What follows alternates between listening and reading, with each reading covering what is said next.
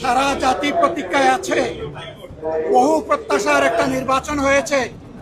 নির্বাচনের ফলাফল নিয়ে আজকে আমরা কোনো কথা বলবো না, কিন্তু আমরা বুক করা আশা নিয়ে এই সংসদে এসেছি যে এই সংসদ জুলাই শহীদদের রক্তের উপর দাঁড়িয়ে আছে। আমরা অনুরোধ করেছিলাম যে এই সংসদে যারা ফ্যাসিস্ট সরকারের দূষর ছিল, যারা খুনের সহযোগী ছিল, তারা কেউ যেন এখানে কোনো বক্তব্য রাখতে না পারে। এই প্রেসিডেন্ট 3টা কারণে অপরাধী, যার বক্তব্য এই মহান সংসদে আমরা শুনতে পারি না। প্রথম কারণ হচ্ছে তিনি সমস্ত খুনের সহযোগী ছিলেন। তার আমলে যে খুনগুলো হয়েছে, একটা খুনের বিরুদ্ধেও তিনি শাসক গোষ্ঠীর প্রতিবাদ করেন নাই। সেই খুনে তিনি কোনো ব্যবস্থা গ্রহণ করেন নাই। প্রেসিডেন্ট রাষ্ট্রের অভিভাবক হিসাবে তিনি জঘন্য অপরাধ করেছেন রাষ্ট্রের নাগরিকদের প্রতি। দ্বিতীয় কারণ ছিল, আপনারা জানেন, আগস্ট মাসের 5 তারিখ 24 সালে তিনি জাতির উদ্দেশ্যে ভাষণ দিয়েছেন। সেই ভাষণে তিনি বলেছিলেন যে তৎকালীন ফ্যাসিস্ট প্রধানমন্ত্রী পদত্যাগ করেছেন এবং তিনি তা মঞ্জুর করেছেন।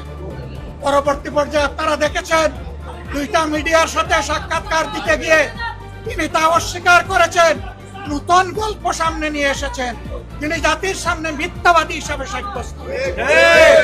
দেশের প্রেসিডেন্ট মিথ্যাবাদী সাব্যস্ত হওয়ার পরে প্রেসিডেন্ট হিসেবে তার আর কোনো নৈতিক অধিকার থাকে না।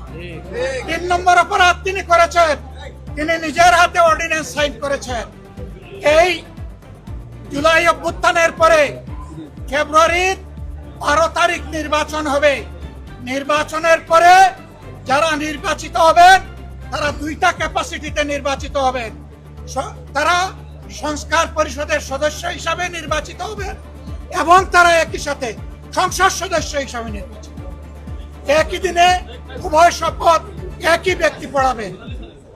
অত্যন্ত দুঃখের বিষয়, সেই শপথটুকু আমরা নিলেও সরকারি দল নেই। তার প্রথম দায়িত্ব ছিল গেজেট প্রকাশের 30 দিনের ভিতরে সংস্কার পরিষদের অধিবেশন ডাকা। তিনি সেই অধিবেশন ডাকেন নাই। গণভোটে হার পক্ষে ভোট দিয়েছে 70% মানুষ।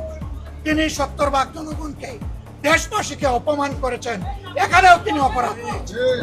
এই 3 অপরাধের কারণে আমরা তার ভাষণ শুনতে চাইনি এবং আমরা সরকারি দলকেও অনুরোধ জানিয়েছিলাম, স্পিকার মহোদয়কে অনুরোধ জানিয়েছিলাম তাকে যেন ভাষণ দিতে দেওয়া হয়।